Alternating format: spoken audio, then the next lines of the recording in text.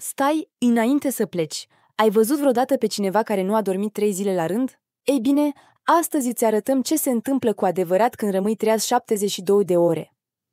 În primele 24 de ore, corpul tău începe să dea semne clare. Oboseala își face apariția, iar concentrarea scade dramatic. Cafeaua nu mai face față, iar ochii încep să ardă. Dar stai să vezi ce urmează. La 48 de ore lucrurile devin cu adevărat interesante.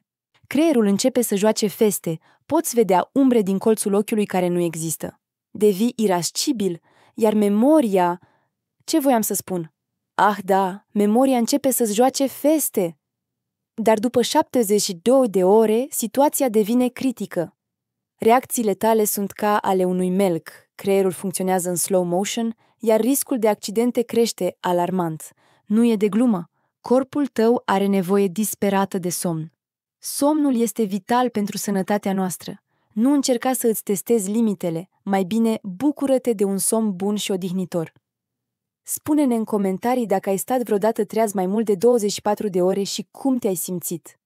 Nu uita să dai like și subscribe pentru mai multe informații fascinante despre corp și minte.